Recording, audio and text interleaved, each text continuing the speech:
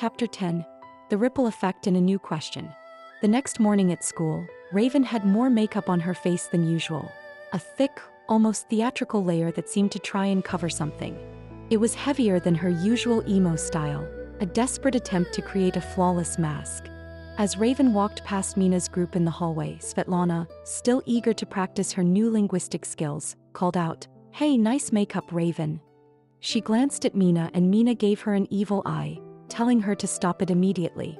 She paused, then with a little too much emphasis added, "Oh wait, that's sarcasm. It's not nice. I'm sorry. Not sarcasm." A few kids around them chuckled, amused by Svetlana's blunt honesty. Liam and Jake exchanged grins. But Mina didn't laugh. Her eyes, sharper now after what she'd witnessed, saw past the heavy makeup. She saw the faint, purplish discoloration near Raven's temple, the slight puffiness under one eye. Bruising. Raven was trying to cover bruising and the heavy black eyeliner could only cover so much. A cold dread filled Mina, tightening her chest. She didn't say anything. Instead, she just mumbled an excuse and rushed away, the laughter of her friends suddenly sounding hollow and distant, like a cruel echo.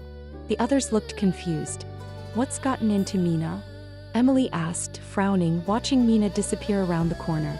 Liam, Anna, Jake, Emily, and Omar exchanged puzzled glances. They tried to ask Mina what was wrong later, catching her by her locker, but she just shook her head, her gaze fixed on the floor, refusing to give away what she knew. The image of Raven's house, the shouting, the smack played over and over in her mind. She couldn't betray Raven's secret, not after what she'd seen. It wasn't her place to expose Raven's pain, even if it meant her friends were confused. That afternoon, Mina followed Raven home again. She kept a greater distance this time, careful not to be seen, her heart heavy with a mix of fear and a strange, protective resolve. She watched as Raven entered the rundown house. Soon, the familiar shouts began again, the woman's angry voice, the sound of things breaking, the flood of curses and insults. Mina pulled out her phone, her hands trembling, and recorded a short video, capturing the sounds of the abuse and a brief, blurry glimpse of the chaos inside. Her heart ached for Raven, but she knew she had to do something. This wasn't just about smoking anymore. It was about safety. Later that evening, with a mix of fear and determination, Mina anonymously submitted the video to a police website, hoping it would bring help, not just punishment. A few days later, word spread through the school after Raven hadn't come to school for a few days.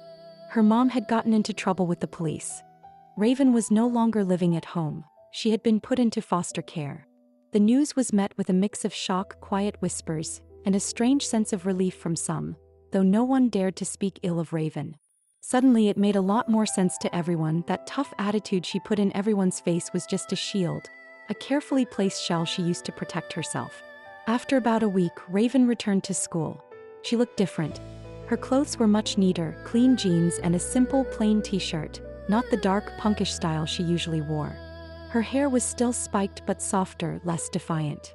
And there was almost no makeup on her face, revealing a pale complexion, but also a quiet vulnerability Mina hadn't seen before. The angry, bored mask was gone, replaced by a brief, almost fragile openness. She approached Mina's group during lunch, her shoulders a little slumped, but her gaze steady. It was clear she felt awkward, but she pushed through it. "Hey," she began, her voice softer than they had ever heard it. "Just wanted to let you know. My mom. She's getting help for her drinking problem. And I'm in foster care for now, but I'm looking forward to being back with her after she gets help." She spoke quickly, as if getting the words out before she could change her mind. Mina listened. She felt sick in her stomach with confusion. Why would Raven want to have anything to do with her mother after all that? After the shouting, the hitting, the cruel words? It was a question that echoed in Mina's own heart, a mirror to her own past.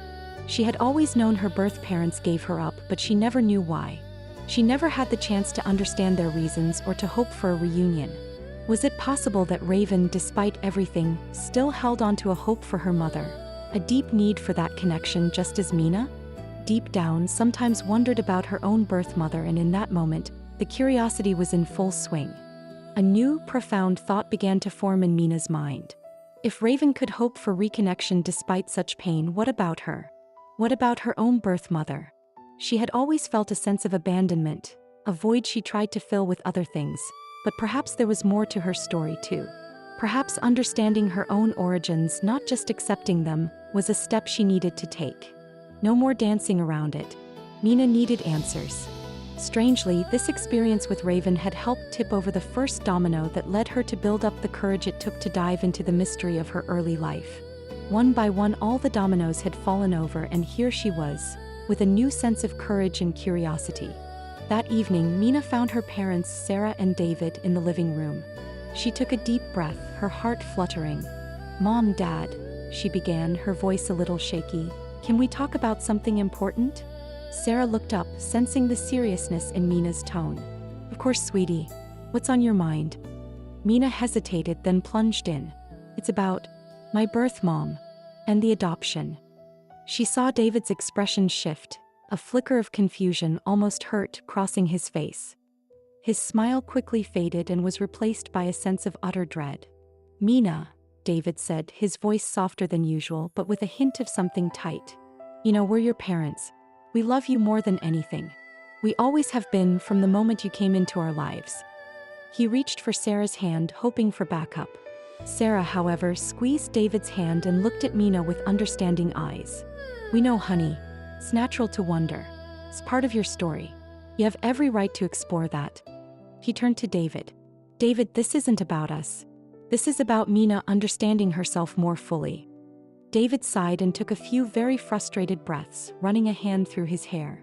I don't want you to be hurt, Mina. Or disappointed. We don't know anything about her, really. And why she made that choice." "I know, Dad," Mina said, her voice gentle. "But I need to try to understand. Not to replace you, never. You're my parents. But to understand a part of me I don't know." Sarah nodded, her eyes warm. "She's right, David. It's a journey she needs to take for herself. We'll support her." She turned back to Mina. "We can absolutely help you, sweetie. We can contact the adoption agency and see what information they can share, and if it's possible to make a connection with her. We'll do it together." Deep down, Sarah had the same exact concerns as David, but as the mother of one child, she felt something shifting inside of her. She felt a need, an obligation to help Mina find healing in this. Mina felt a wave of relief wash over her, followed by a surge of gratitude for her mom's understanding. It was a big step, a scary one, but for the first time she felt truly ready to face it. David did his best to not let his anger show, but some of it slipped through as he sucked in his lips, took a deep breath through his nostrils and looked off into the distance. He bit his tongue to not let his true feelings show and took in a few deep breaths to regain his composure.